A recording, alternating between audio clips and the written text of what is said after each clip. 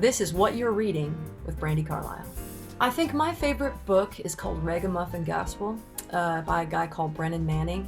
Brennan Manning, he's passed away now. He was an amazing, disgraced Franciscan priest who was an alcoholic, I think, for the entirety of his life. He had sober moments throughout his life, but his lens into spirituality was so unobscured because of his demons, and I think that he's one of the greatest teachers that we've ever seen.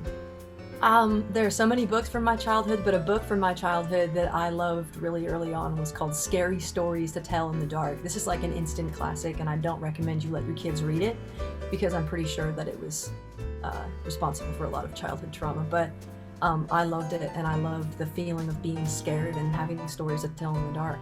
A book that makes me cry every time I reread it, and I've reread it so many times, is a book by Rob Bell called Velvet Elvis.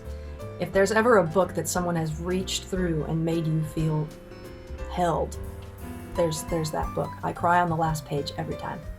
A book that made me fall in love with reading was actually like a 600-page nonfiction book by a guy called Philip Norman. I read it when I was 12. It was called Elton John.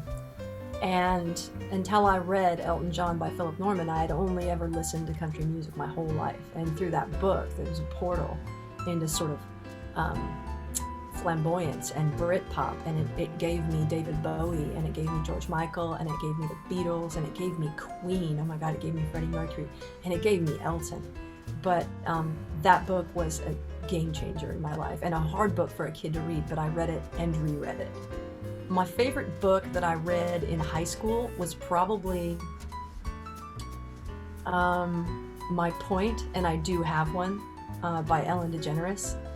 I loved that book so much, and she came out when I was a teenager. I think this was in like 1997, and I think I followed her right out of the closet. And it was sort of this, it was a shield for me, this secret kinship that I felt with her and people like her. And I would take that book to school with me so often that the cover wore off. And I loved it a lot. It was a laugh out loud book, but it's also really poignant and cool. A book that I love to reread, and I am rereading currently, is Educated by Tara Westover. I think that is one of the most tremendous stories, and maybe the great memoir of our time, because talk about overcoming hurdles.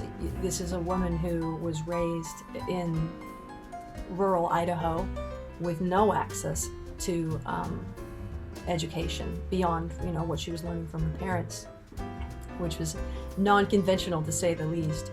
And she went on to be a Rhodes Scholar, just based on her own audacity and the faith in herself. And that book is incredible. I so strongly recommend it to anyone. A book that always makes me happy is Untamed by Glennon Doyle. This is a book that you can close your eyes, you can open to any page, and when you open them again, you're going to land on something that is going to make you feel seen. It's so life-affirming, and it's so special. I think it's just as important for men to read as women, but I really was able to find a strong stance and a strong feminism in those words. A book I can't wait to read is called How Y'all Doing by Leslie Jordan, the comedian and actor. He's this brilliant man, this queer guy, super funny. If you don't know Leslie Jordan and you don't follow him, you need to, because he's gonna explode your heart wide open. But he has a similar sort of faith trajectory as me. He was traumatized by it in his youth and was able to kind of hold that power as an adult, and he makes gospel music, and he's written this really great book that I am dying to read, and it's out very soon.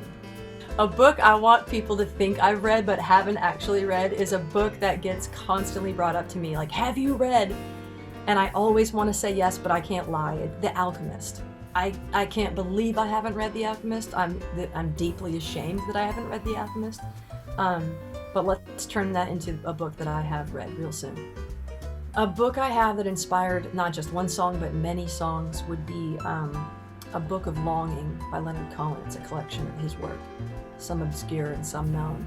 But like Cormac McCarthy, he has a language that changes your own. And when you start thinking along the lines that he must have been thinking along when he was writing. Really out of the box things come out of you as a poet.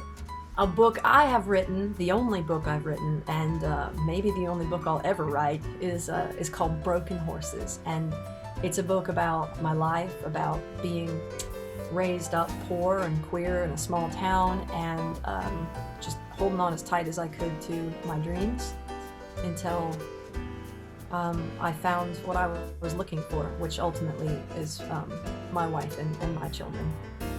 I am Brandi Carlile, and this has been What You're Reading.